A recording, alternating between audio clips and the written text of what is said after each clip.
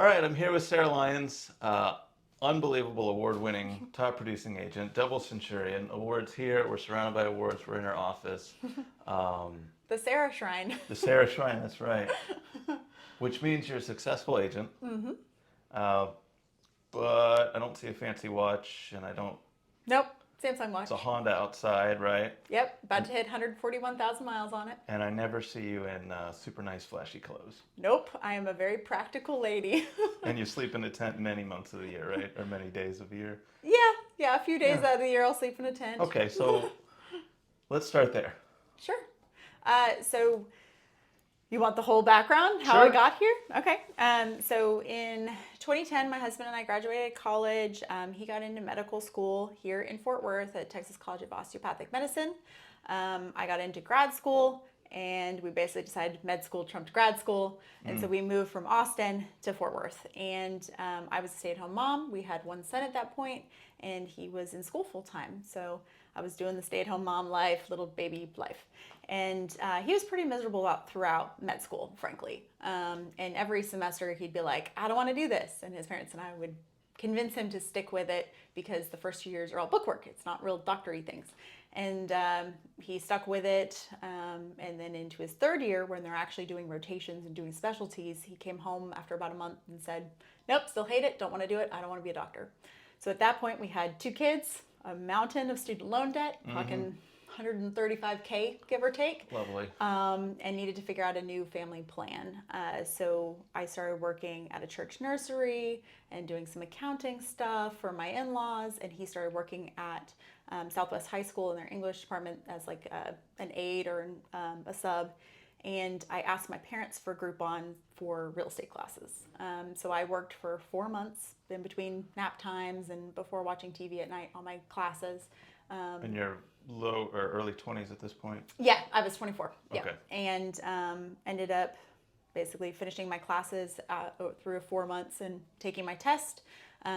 Whenever I signed up for my test, you start getting bombarded by all these different real estate companies. Always. Yep. And I happened to get an email from Judge Fight, Century 21 Judge Fight, about a career night they were doing here in our Fort Worth office. And I decided that that would be a good option because I really thought that I would be some old guy's assistant. I thought I was going to have to learn the ropes as someone's assistant and really start to see what it was like. And I came into the office and met some really great younger people. Jacob Langford, who's still in our office today, he was there that night. Callan Miller, where they're younger professionals, but they weren't teams. They weren't being basically just led around by more seasoned agents, and realized that I could do this and I would have the support. And so I immediately signed up here. I never even interviewed with anyone else, and I really feel fortunate that this is where I ended up to start with. So. And that was 10 years ago as of when? 2 days ago. 2 days ago, 10 years, same brokerage. Yep, same That's brokerage. Almost unheard of. Yeah. And especially, I get a lot of recruiting calls. Lots of people would like to. Well, yeah, obviously. Yeah. And it's pretty easy to shut them down when you work for such a great company. The Fight family is just so involved and supportive, and I don't feel like a number. I feel like an individual here, especially as a company too. We have such low turnover. I mean, Donnie has been my manager. He's been here for 14 years. Right. Even our office admin, Stephanie, has been here. She was part-time when I joined here. So having that kind of consistency helps a lot. I agree. I watch agents bounce around. The grass to them is always greener. Mm-hmm. They bounce around from brokerage to brokerage, and they never find their footing, and then they're in the industry 6 months, maybe a year, and then they're out.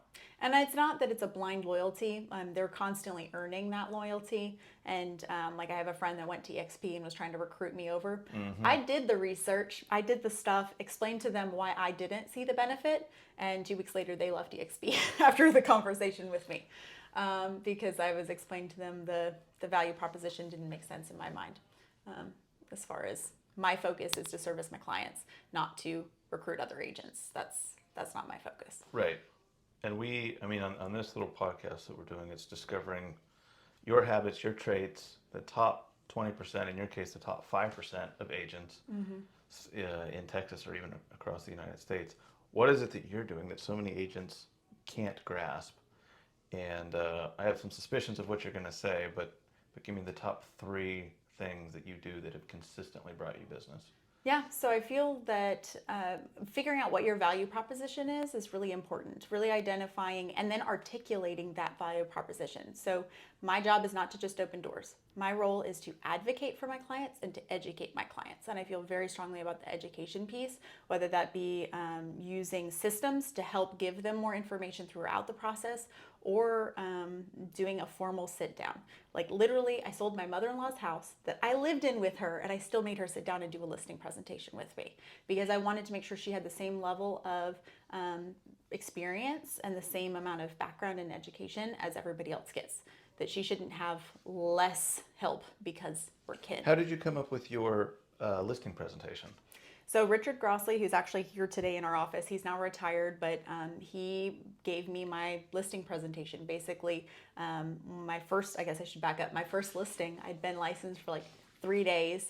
We're broke, we need the money, and I'm on my way to the grocery store and I see a handwritten moving sale sign in front of one of my neighbor's houses. She had some furniture out front. And before I even psyched myself out, I just, out of desperation, I'm not normally this forward. I just stopped the car, went straight up to the door. Hey, are you moving? Yes. Where are you moving? Burleson. Okay. I didn't even know where Burleson was. It's not very far. No. But, and this was in South Hills. This was in South Fort Worth. And I said, okay, great. Well, I'm a neighborhood specialist. I live just up the road and I'd love that opportunity to meet with you. And she said, okay, great. We scheduled it. And I came to the office and said, Richard, what have I done? Oh, they're watching us. Richard, what have I done? And he's like, okay, we're going to get you prepared. And so we sat in our conference room and practiced for like 3 hours going over the listing presentation. I was the seller, he was the agent, and he went through it with me a couple times. And he said, now it's your turn. So then I was the agent using his presentation, and he was the seller, and he started asking me all those hard questions. Why should I pick you? Will you reduce your commission? How long have you been in real estate? And so he helped me overcome those objections and get comfortable with the answers. So that way when the questions get inevitably asked, your answers are already prepared and they sound authentic. They don't sound super rehearsed and yes, robotic. So how long have you been in real estate? Well, I am fresh, but our team or our company, a lot of our phrases, our company, our office has sold X number, not I have literally not even shown a house before kind of thing. And it's not all roses. That listing, it took me 4 times before they would finally meet with me. They kept rescheduling.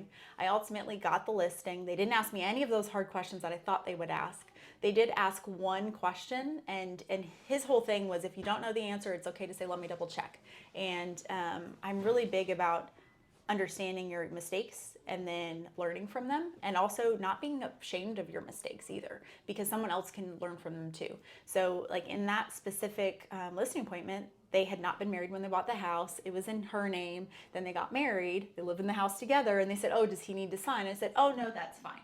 Not correct. We're a community property estate. I should have had him sign too. Right. So as soon as I got back to the office and talked to Richard, I found out that I was in the wrong, and I was able to correct it. But that would have been a great example of a time I should have said, let me double check. I can't tell you how many agents I've talked to. You ask them, what's your listing presentation like? And they freak out, they stop, they pause, they have no idea what to actually say. The presentation I do when I'm advertising for inspections, I practice like 150 times in my garage with a camera staring at me. And I look back at them and go, that's crap, do it again. Until I figured out a good rhythm, a good flow, seem natural, but also seem confident in what I'm selling. And I think so many agents miss that's your calling card in that 30-minute window that you might be sitting at their kitchen table. And it's all about the expectation too. So I also let them know when we first sit down how it will go. So I show up at the house, I ask them to give me a tour. I make sure to sprinkle in compliments, make sure to read, build some rapport during that. Then we sit down, typically at the dining room table, and then I get out my laptop and I let them know the first period I'm going to talk to you about my company and myself and why you should trust our opinion. Then we're going to talk about the value. I know that that's ultimately what you really care about, is what your home is worth. We'll talk about what the estimated net proceeds will be. And then I will talk about my marketing and how I'm going to get you to that point. You come prepared. You already know every number that Oh, you're absolutely. going to discuss. Yeah, absolutely. And if it's a property where I'm really not sure about the condition, and say it hasn't been sold in 30 years and over the phone I wasn't able to glean some of the upgrades or the condition of the property, I'll actually come with a couple different estimated net proceeds sheets. So that way, while I'm there, I can pull out the one that I think is actually the most pertinent. But for the most part, I'm able to glean as I'm talking to them if they're going to be above average condition or below average condition. When I was first starting out here, I didn't know who you were, and I showed up to one of your listings, your open houses. Just on kind of like you just walked up to that person's door that one day. I didn't know how to advertise for my business. I just walked in. I had no idea that you were a top producer, and I was doing these inspections. Well, and you asked me a myriad of questions that I knew maybe 50% of the answers to, but I could tell the questions were geared towards, is this guy going to support my client in the way that I think they should be supported and serviced? Yeah, absolutely. Because an inspector is a very big part of an extension of us and our reputation. And ultimately, a poor inspection or one that's not thorough enough is not going to reflect well on us. So that's really important for sure. I have a top producing agent that's used this more than any other agent ever. And he will literally call me up and be like, I need you to talk this person out of this house. I can't talk them out of it. They're in love with it. But I don't want my client moving to the house that's an absolute piece of crap. So I'm going to call you, and then we're going to have a three-way conversation. If they still want to buy it, fine. But just tell them it's terrible. That's funny. And I'm like, you're talking yourself out of a sale in a house that they love. He goes, I have to, because I know in 2-3 months they're going to call me up and be like, plumbing's backed up. You sold me a house with bad shingles and bad this and bad that. And they're going to blame it on him. Yeah. Yeah. They just get a sour taste in their mouth for the agent that said, yeah, sure, buy it. Yeah. With doing a listing appointment and setting that proper expectation on the front end, I do the same thing with buyers. So typically, if they're not local, I will do a formal Zoom listing presentation with them. And I'll explain to them that's to make sure that we're a good fit, because not everybody's going to be a good fit. Not everybody needs to be my client, and that's okay. I need the right clients.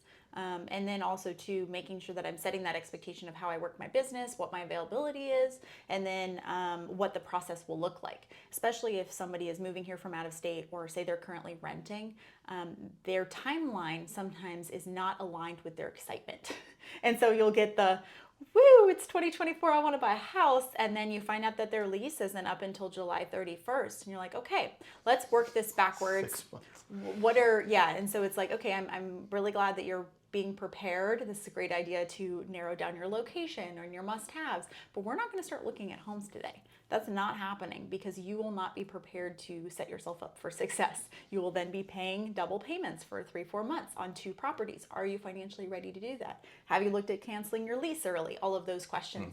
But just telling them over the phone, some other agent that's not well prepared and is just excited to have a buyer will absolutely waste a lot of time with that person, showing them all kinds of homes, and then ultimately come to find out that, oh, wait.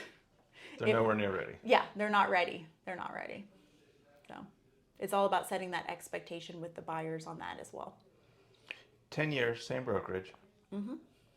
Training. I know Judge Fight is one of the biggest proponents of constantly training, Yes. educating their agents. Yes. Does that play a role for you? Absolutely. I really feel like I was so fortunate to start out with a really strong foundation. They had all of us go through Peak Producers, which is a Brian Buffini program. And then also I went through Financial Peace University, Dave Ramsey, at the same time at the very beginning of selling real estate. So I'm focused on profit first. Every year I annualize what kind of expenses I had the previous year and where my return on investment was. I work a very lean business, so I don't pay for online leads. I'm no longer on our reload team. I don't do a lot of things that traditionally people do to acquire. Like, I don't pay for postcards anymore. I don't cold call or door knock. My resources and my energy are spent on the past clients. It's supposed to be the Buffini way, his calls, notes, pop buys. As a millennial, I don't call people. That's not my thing. I know. I will text people. That's my form of communication. I use different platforms like Client Giant to send my VIPs quarterly gifts. I host 2 client parties every year, which typically is I see them on the wall here. Yeah, I have for one of my appreciation Client appreciation. parties. Yep. Yep. So pre-COVID, I was hosting at the Coyote Drive-In. And that was a really great event. I had 100 people come. And then post-COVID, it's kind of been revamped, the summer party. I did it at Par 3, which is a lit golf course and putt-putt golf course in Benbrook. And the owner there is on the board of managers for the YMCA with me. And so she gave me a good deal to do it there. But I also do a pie party for Thanksgiving every year. Okay, so you're giving back a lot to your clients. Yes, yeah. And I'm always available I have so many that will reach out to me about questions or needing recommendations for different things. And I like to use social media, not as like a form of like advertising per se, but just as a way to connect with clients. Let people know you. And yeah. And because your social media, we have each other on Instagram, and you're not pushing your real estate at all. no. It's Sarah Lyons' life, your Yeah, family. yeah, it's hiking trips, it's snowboarding, it's I try to be mindful when I post about travel just because I don't want people to think I'm not available. You're I always flying around the world. I keep my travel on the DL most of the time, and that was actually a really great piece of advice that Ann Weaver out of our Mansfield office gave me years ago. Was like keep your travel private as far as that. We spent 3 weeks in Europe last year in England. The year before we spent 28 days in Germany. And I would post stuff on social media, but on a private page where I added people that were allowed to see that. But the thing is that I have my playtime and I have my work time. So rather than just sitting in out of office and being like, don't talk to me, I basically have work hours, which are in the evening there. Right. I actually took a Zoom listing presentation while I was in Wales. He wasn't a local seller anyway, so it didn't matter where I was. I didn't tell him where I was. It was just, thank you for meeting with me. He didn't need to know it was 9 p.m. in Wales. Right. And got the listing, and yeah. With the inspection business, one of the goals, because I've been in construction for 16 years, and you have to be there. It's just one of those businesses you have to be there. In the inspection business, I don't. Having a trusted Jesus. team, or just having a trusted anybody to kind of help with that, because I do have boots on the ground. Lynn Weber, my assistant, handles things while I'm out of town, and so she can go to closings and do the in-person stuff for me when I'm gone. So I've been in construction 16 years. I have to be on site, right? You can't just. It's very difficult. I've tried to do it from FaceTime, but there's little incremental things. You've got to be there, and the client wants you there. With the inspection business, I don't. And so kind of like you disappearing into Europe for 28 days, not many people knowing, I wanted to see if I could do it. And so I just took the iPhone and a laptop, and I went to Costa Rica for a week. And I didn't tell anybody. I didn't post on social media for like 2 months afterwards that I'd been. And no one had any idea that I had gone. So it's a short flight, maybe 3 hours. So it was about a 4-hour window where I just wasn't available, which is not really out of the ordinary anyways. Yeah. And then from the rest of the time, I was able to run the business from the phone, and I let 1 or 2 key people know that I was gone, and then everything just smoothly sailed. Yeah. I've gotten a lot better about it's a need to know thing. But it's so necessary for you to have that escape, right? Well, especially my husband homeschools our boys. My oldest just turned 14 last week, and then my youngest will be 13 in April, and be 12 in April. And being able to travel with them, since they're homeschooled, we want them to be able to experience the world and stuff. So it's really my schedule is the only thing that we have to work around. But it's all about setting expectations. So with not answering the phone constantly, with being okay with calling people back, just little turns of phrase can really make a big difference. Instead of saying, "I'm sorry I missed your call," it's "Thank you for your patience." Yes, I love that one. It's a reasonable expectation that we should not be available at all times. There's nothing life-threatening in real estate, and so while you may occasionally miss out on a warm lead where they've called you and they would like to potentially sell their house or meet with you, most reasonable people will be okay with a call back. A few hours later, it's not unreasonable at all. Absolutely. And especially when they're calling nights or weekends. Your plumber's window hours are like 8 a.m. to 3 p.m. Like we need you there. Or banking hours. And I'm not saying that you need to necessarily have the rigidity of like, I don't work weekends, period, ever. But there is a reasonable amount of time that you can respond and that you can be in work time versus not. Because we're people first. We're not work machines. Not robotic. Yeah, I hate the phones for that. The internet and just everyone knowing everything all the time. Yeah. And I just came from a YMCA board meeting right before this, and we were talking about attendance and some of the people not making time for it. And the director was asking what recommendations we had as far as helping with attendance. I said, ultimately, if you value your spouse, you make time for them. If you value your fitness, you make time for your workouts. If you value your board of managers, you'll make time for it. And so I make time for my life first and then my business around that. And people, especially new agents in particular, they make this misconception that your clients have to really know you and all of your ins and outs for them to trust you. And it's okay to have that separation and just, oh, I'm in an appointment. They don't need to know what the appointment is. They don't need to know it's date night. They don't need to know it's your workout time. They don't need to know it's a doctor's appointment. Just, I have an appointment. Because they would be understanding if you gave that reason for not being available during the time you'd scheduled a showing with them. So just setting those boundaries, I think, are something a lot of agents don't take advantage of. They don't, I know a lot of agents don't separate well work, the balance of life and work, and that consequently runs them dry. The battery just depletes over a few months and then they can't take it anymore. And then on the fitness side, I know quite a few agents on a high level all are dedicated to their fitness and they make it a priority. Yep, absolutely. And you just told me something today. You guys finished a marathon. Yes, my husband and I were training for 4.5 months. We just finished our very first marathon, That's which was wild. the Cowtown. Yeah, and I don't run unless I'm getting chased. and with the training, because I've never identified as a runner. Actually, in school, my dad offered to pay me per mile one summer, and I wouldn't do it, as I was an athlete, but I was playing soccer, volleyball, basketball. Like, I wasn't doing track, and I didn't enjoy running, whereas my dad is a long-distance athlete. He's done multiple 100-milers. And so, yeah, he just finished a thing called the Tour Divide, which is a bike race from Banff, Canada to the Mexican border. Yeah, I've always wanted to do that one, actually. Yeah, so he's doing it again next year if you want to join him. He completed it 10 years ago, and then he completed it again last year. It's a long. Yeah, it How long took did him it like take? 28 days. Yeah. Yeah, Most and people, it's- it takes a month. And it's an unsupported race, so you can't have your loved ones following along in a minivan or Correct. something. You can't. You can get help from random strangers, but not people that know you. Right. It's very weird. And you ride, the Continental Divide. Yes. Yeah, yes. it's a wild. Yeah. There's one guy that won it, I don't know, 7 or 8 times in a row. Mm-hmm. He did it in like 16 days. Something like that. A few of them have been disqualified or asked to, they can't be officially part of the race if they have film crews anymore, because it's getting a little bit out of hand as far as it's pretty packed in certain points in the race.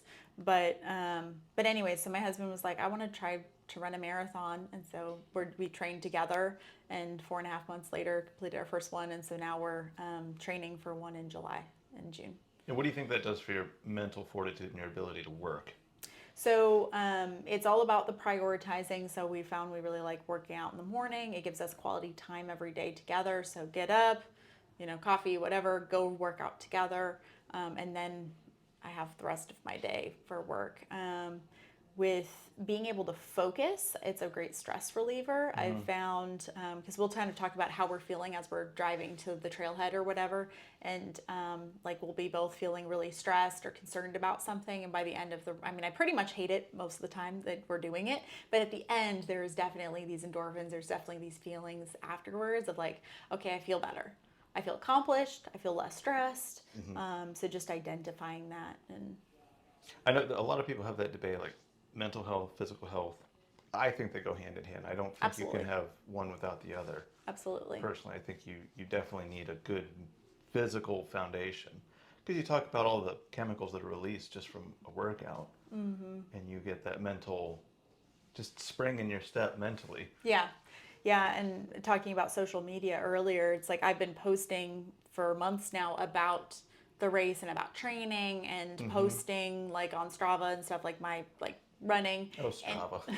And it's a really great way to connect with people on a personal level. So I have many, many past clients that now are like messaging me about racing stuff or just running stuff and just encouragement. Like I had a couple different people that surprised me on the trail, past clients. My title escrow officer was out there with a sign for me. So like having all of that support has been really great. And it's just another way to connect with people, because you don't just want a realtor that's just a realtor. You want a well-rounded person that is connected with the community, that has the pulse of what's going on, that may have resources or have information you don't have access to because they're involved. So You have said it without saying it directly. It's the relationship before the transaction. Yeah. One of the agents that actually used to work here, he would always say, they don't care how much you know until they know how much you care. Yeah. And that can be definitely true. They don't want to just think that you're in it for the money or just in it for the deal. And I tell my clients that I'm not here to sell you a house. I'm here to sell you the right house, the right lifestyle for your needs. And a lot of times I'm pushing them to think about how this house will feel for them in the years to come. So like showing a house to somebody with one newborn and they're thinking about like, oh, well, where's the baby's crib going to go? Where's this? Oh, I don't want those bedrooms far away from me. And I'm pointing out as somebody with teenagers, no, you do want them away from you. In the short term, you can put the baby's crib in your large walk-in closet. In a couple of years, you're going to want them in another wing of the house. You don't want them right over you or right next to you. And so pointing out the growing pains that I've experienced that they will eventually experience too, that they haven't even necessarily thought through. The house that you bravely walked up to, you got the listing, you sold it.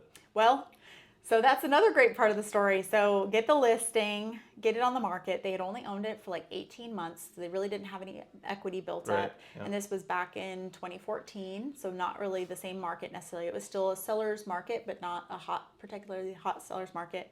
I did open house after open house on that home, had very low attendance, ended up finding termites in the house. They ended up having to get those treated. We were not successfully finding a buyer, but they had already purchased another home.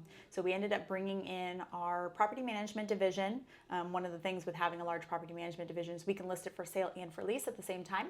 And so they found a tenant. And so I got a referral fee for the tenancy part.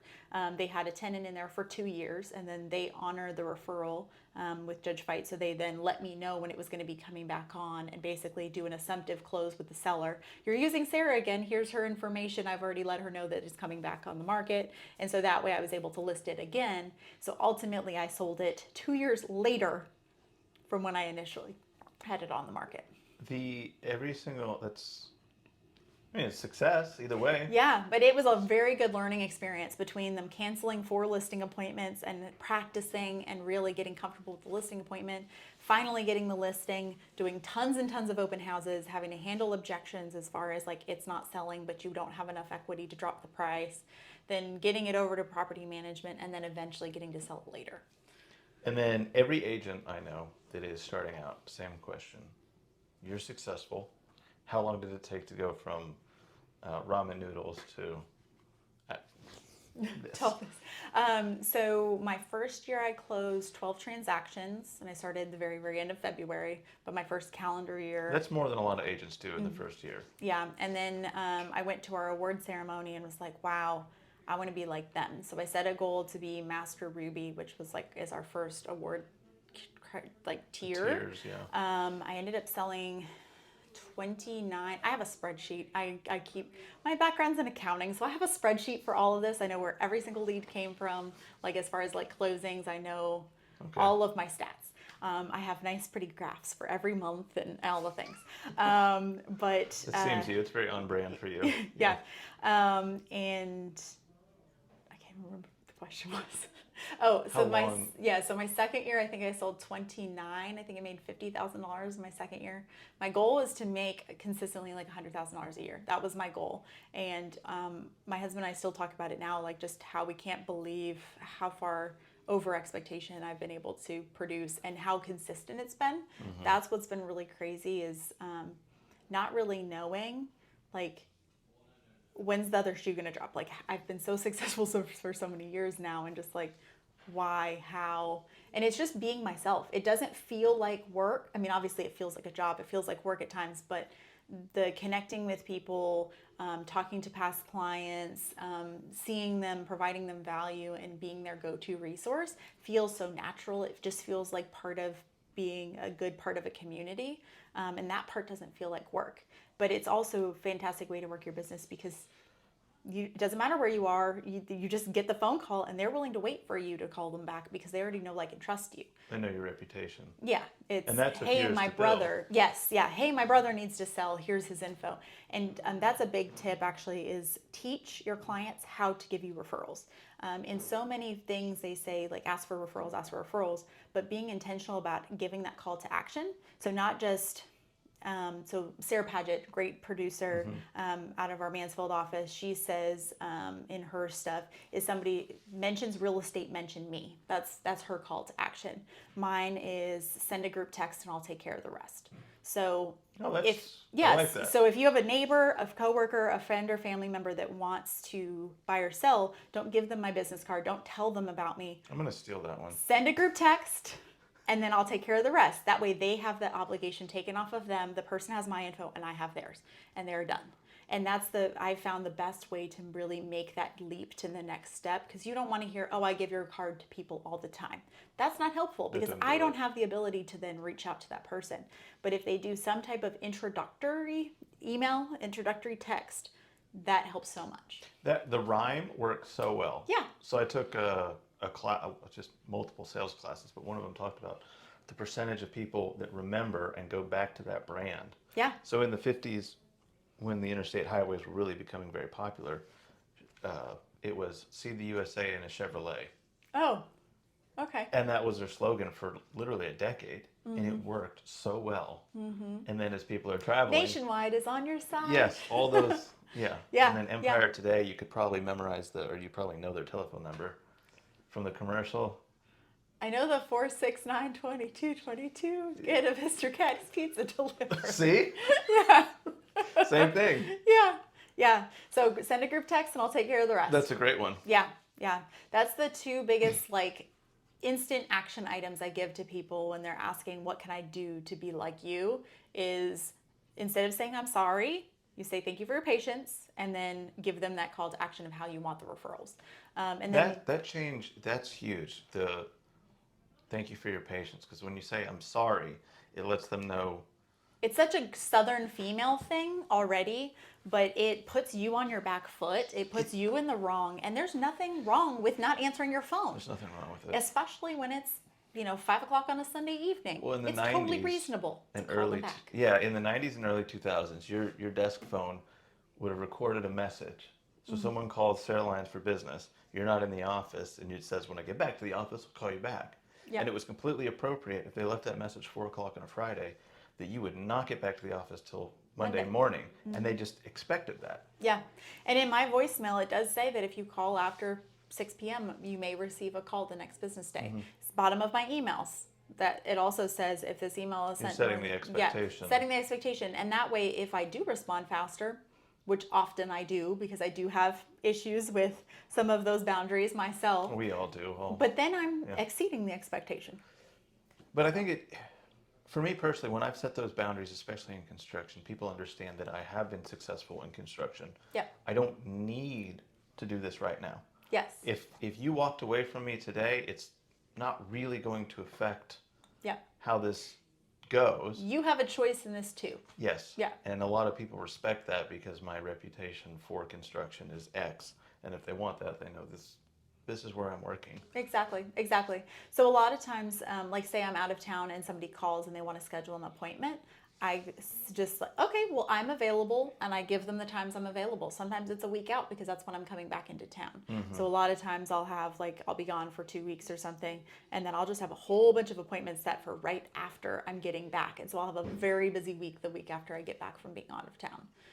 And that's okay. And if I can't accommodate that schedule, say they're first-time home buyer and they really need to look at houses this weekend, I will give it to another person and get a referral fee rather than letting that client suffer.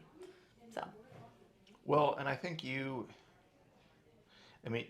weathered the storm. Obviously, 10 years in the business, you've had the ups and downs, the ebb and flow of real estate. Not every year is going to be the most incredible. They've all been decent for you, but you've obviously weathered the storm so that when you do lose out on one of those clients, you can say, I'm assuming you can say, I have a nest egg, it's okay, I enjoyed time with my family, and that's worth more to me than that one client that's kind of being rude and can't take that one day gap. Yeah. And coming from the accounting background, I assume you. Yeah, so that's when I mentioned earlier about being profit first. I really believe in that. I basically, with going through the Financial Peace University side of things, I worked on building a nest egg, paying off all our debt, and then it was we have over a year in savings, in liquid CDs we can easily pull out, or rotating, just high yield savings You can accounts. get it in a couple days. Yeah, yeah. Yep. So that way, and then having a LLC running everything through my business, I basically am taking a salary, and then periodically I'll write myself a good sized check from the business account over to personal. But we have a very, very big margin with that, where like the money I'm earning today is not being spent for a very, very long time. I don't need the business now. Right. Yeah. And I think that's very important, because clients can feel that vibe when you're in desperation mode because you need a closing. It definitely, you feel that. I was about to say. And I'll talk clients out of a house because I don't think it's the right fit, or like I had a distinct moment where I knew like I was doing the right thing. And I know not all agents would have, but I had a client that really wanted a home on some land, and we just were not finding something that was a good fit for them. And they were like, okay, well, in the meantime, we can buy this new construction house and we can just make that work. And so it was a build job, so we went ahead and went under contract on it. And ultimately, the right fit came on the market, and we were able to do that. They were fully aware they'd lose their deposit on the new construction house, but that new construction house had an incentive. It would have been a 5% commission versus the one they ultimately bought, which was a regular commission. So I actually cost myself money by doing it that way, but ultimately they have been a great referrer. They've been a great supporter of mine, and that was the right thing. That's what they really wanted, was that other house. So I helped them get out of the first one and get the new one. It's just like that other agent I was talking about, talking someone out of a crapshoot of a house. Yeah. And he can do that. I've heard many times entrepreneurs that are sitting on a pile of cash make very good decisions because they don't have to make that decision. They can sit and wait and think and truly process through it, whereas people that are in desperation make some poor decisions or might not do what's best for their client. Absolutely. And if you're in that position, though, where you are in that desperation mode and you're watching this and you're like, well, that's great for you to say. Thanks a lot. Yeah, luxury. There are definitely things that you can do to try to get yourself to that point. The first thing I would do is to either sit down with yourself if you're an individual, or with your significant other, and do a serious budget. People don't think about the money they're spending, they think about the money they're making. And there are two parts of that equation. If you have a goal, you can't just look at the earn more. I think that that's a very short-sighted mindset. It's also spend less. And so we do a monthly, one of our date nights is typically some type of go out for dinner, and then we go over to like Barnes and Noble, and we'll sit in the cafe with our laptops, and we will do a budget, and we will basically go through, okay, what are our goals? What are we looking at? Yeah. And figuring out where can we cut? Where do we need to? Because like with all our travel, we're not, I mean, we love credit cards for the miles and for the incentives by all means, but we pay them off every month. We don't find, the only debt we have is in real estate, with very low interest rate and very high down payments. So it's really important to not be overextending yourself, like you mentioned with the flashiness stuff. Right. It's like paid cash for our cars. My car is perfectly fine. Had a white Mercedes for a little while and realized it wasn't worth the maintenance expense. And I actually had, because my average sales price is about $385, $390. I was getting a stigma because of driving a Mercedes, even though it was a C300. I bought it used, like it was the lower end of their line. Most of my clients' F-150s cost more than that car, but the stigma The appearance, it just blew my mind. The just Tahoes are 3 times as much. They are, yeah. The brand name has a huge, the watch you wear, the clothes you wear, your appearance, people just automatically make those financial assumptions about you. Yeah, yeah. Which might not be true. I'm the same as you. I cash car. I have $255,000 on mine. You win. It's fine. Yeah, yeah. I do maintenance myself. I actually enjoy working on my cars. Oh, I don't enjoy that. But yeah, to me, I would much rather spend that on experiences. Yes. I'd much rather spend that on building wealth. Our big focus has been on what's next. Realistically, I've only got about 5 more years before I can hit my retirement number, and I can choose what I want to do past this. I will still sell real estate, but I won't have to. And I think that you might get even better at it. And it's a freeing feeling to be able to know that at that point I won't have to worry about making sure that I need to keep producing. I can just do it for fun, basically. Speaking of the future, there's always trends and things that you can jump on the bandwagon in real estate. Are there any trends that you're seeing that you want to conquer or try? Not really. Not really. I'm okay with change. I try to be pro change. There's always adjustments and things to think about. I'm really just enjoying helping my clients. There's now clients that I've helped. I've actually had 2 clients where I've helped 3 generations in the same family, which is really fun. That's amazing. And so I'm really looking forward to like getting to help some clients' kids where maybe I helped them when they were younger. That would be cool. Because I've had like parents and then their adult children and then the grandparents all move. No, not really. I go to these conferences for inspections and other conferences, basically entrepreneurs building service-based businesses. And one of the things they asked is, what is a huge opportunity right now that a lot of people aren't taking advantage of? And I had to think for quite a while, and I realized, listening to different podcasts and just putting everything together, a lot of baby boomers with small to medium-sized businesses are retiring and wanting to sell their business. And so there's a lot of these things trading hands. And something in my sector, in the insurance or inspection world, is a lot of these inspection companies are buying up service-based businesses like plumbing companies, electrical companies. And so that after the inspection is done, there's a post-service sale that can happen. Separate entities, separate business, of course, but it's that mindset, and so many people are starting to think that. So I'm just curious, I don't know what the next thing is in real estate, like that opportunity that could be out there. I don't know. I find that there's often an opportunity to have these other little side hustles, and I've just naturally always been entrepreneurial minded. So like I used to buy lock boxes in bulk and I would resell them. Cool. I would buy our super boxes. I used to buy the Supras for like $15-20 on eBay, and I'd buy like 20 of them, and I could sell them. I mean, the board was selling them for over 100, so I'd sell them for like 65. Yeah. And then things like that. But also I have to always remember what's my return on investment as far as my time, and just being aware that like, okay, this little side hustle might make me $200, but how much time is it spending mentally, but also time wise, just physically, and keeping that in mind. So with a lot of agents, they think about like, oh, well, I could do my own photography, or I could help with staging, or I could show houses for other people, or I could do transaction coordinator stuff. And I find a lot of that, if you really want to be successful, you have to kind of tunnel in and focus on this as a career. I outsource everything and focus on growing the business. Yeah. That's my main focus. Anything that's eating up that time, if I can reasonably push it off to someone for a reasonable Unless amount it of brings money. you joy. That's the other big thing. Like That's why I everybody like working needs on the car. Yeah. everybody needs hobbies, and so if something's not bringing you joy and you can outsource it, by all means do.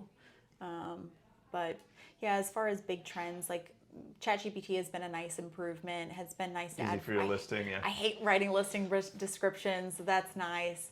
But I don't really foresee any major like new shakeups in the short term. I think long term we will see more virtual showings.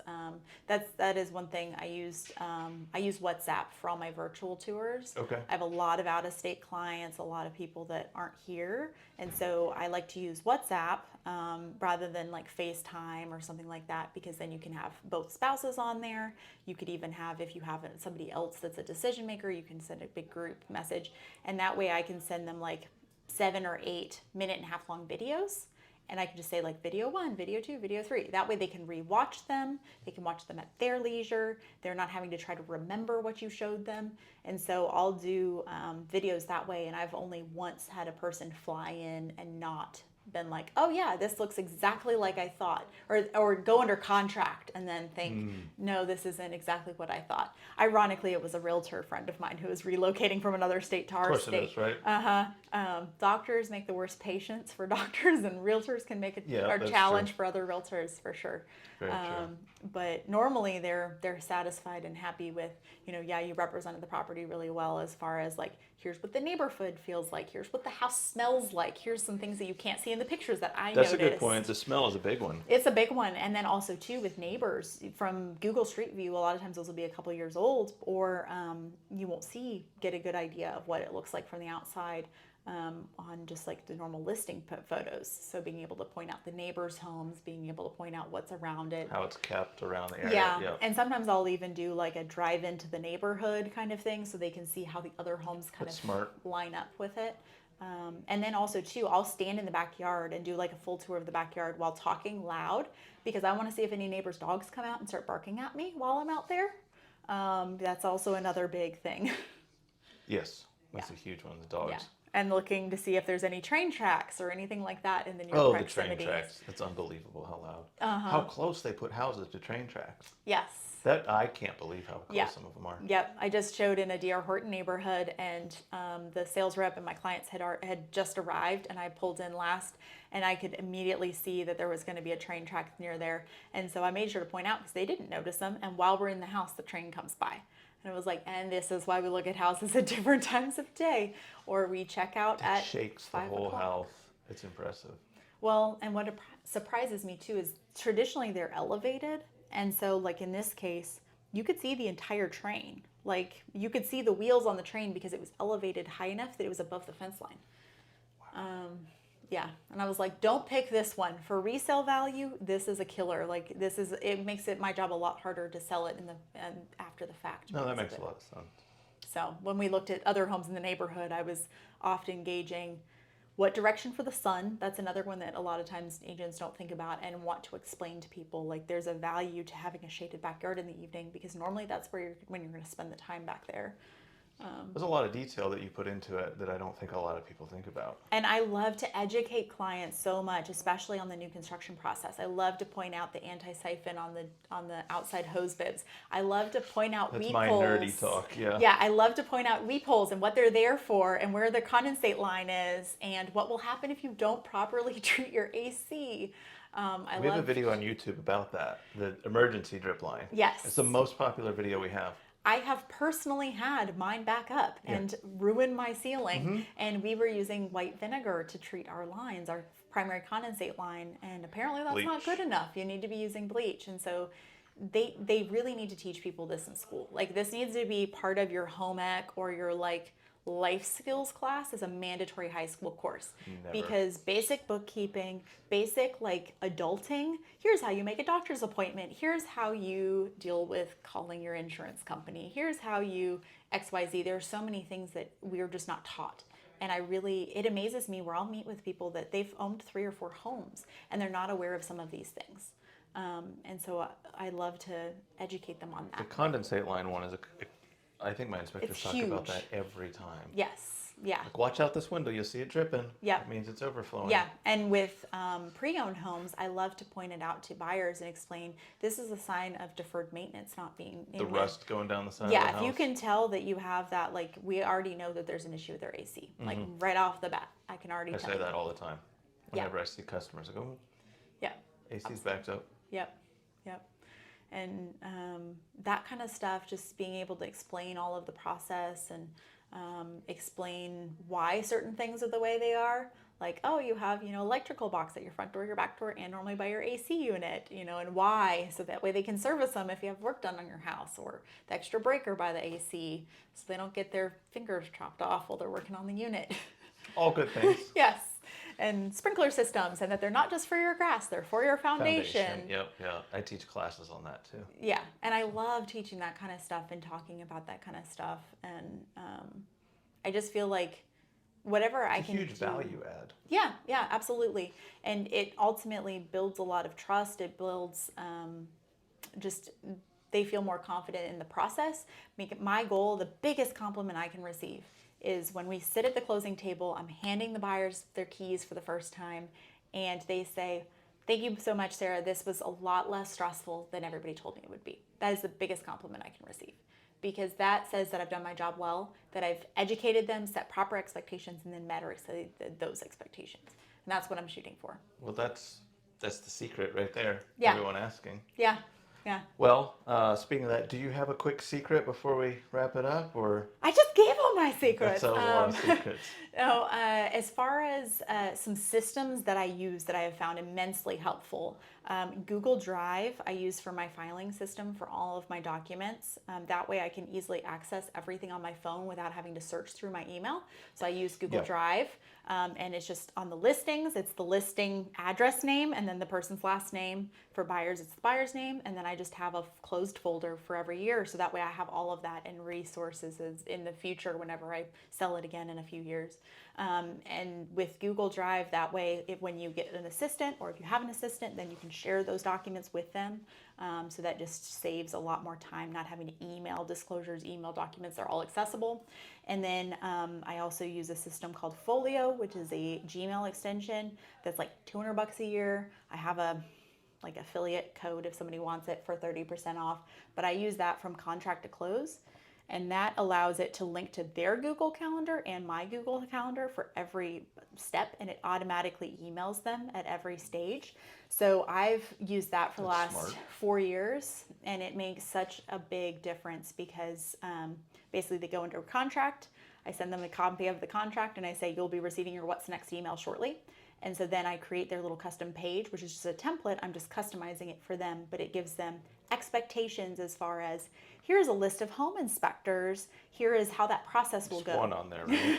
I have to give them multiple, but you're number one on the list. So, but here's how the process will go. Schedule this ASAP. This is what they'll be looking for. This is what they're not looking for. You will schedule it with them based on your schedule. They will schedule it with the seller, setting those expectations that I won't be attending that inspection and how that will go. You can be there the whole time or just for the last 30 minutes at the minimum, setting those expectations. And then here's where the earnest and option money goes. Here's where it's due. Here's when it's due, all of those things. And so every step, including... This is why they say it's easier for them than they thought it would be. Uh-huh. Very few agents Yes. lay it out. So... And with that, because it's linked to their Google Calendar, they're getting these emails. They're getting these reminders telling them, like, schedule your utilities. Here's resources to do that. Home insurance, here's resources. Home warranty, when their financing deadline, when their inspection deadline is happening. And then also, like, that we'll do the walkthrough the day before or the morning of. So normally they're reaching out to me saying, hey, we want to do our walkthrough at 6 p.m. tomorrow, the day before. Is that okay with you? Kind of thing. So it's setting all those expectations. And then also too, for the closing, this is how it will work. It's going to take about an hour. It's going to be at the title company. Here's their address. Let me know what time. It needs to be during business hours. All of those things. So that way they already have the expectation that's reasonable because they've already read the information. And then it's just a matter of fine tuning when that will be. But those types of systems for like $200 a year allows you to essentially eliminate the need for a full transaction coordinator. It eliminates the need for all of these reminders. And that's how I'm able to sell consistently 50 to 75 homes a year with one part-time assistant. Like, I'm doing all of that stuff because this system does it for me. That's called Folio. Folio, that's probably the biggest takeaway there. Yeah, that's the biggest implementable thing. I actually teach a class for our agents about that and help them with templates and stuff. Well, those are Sarah's secrets about real estate and how to be a Centurion agent. Yeah. We're going to put all of her information in the description if you guys want a top producing agent that's going to make it easier than you thought it would. Reach out to her. Yep. Sarah, thank you so much for your time. Absolutely, and I'm never too busy for your referrals. What's the slogan? Send a group text and I'll take care of the rest. Yeah, West. There we go. Yeah, my hashtag is Sarah serves the West DFW. So pretty much like west of the Metroplex. So. There we go. Yep. Thanks for watching.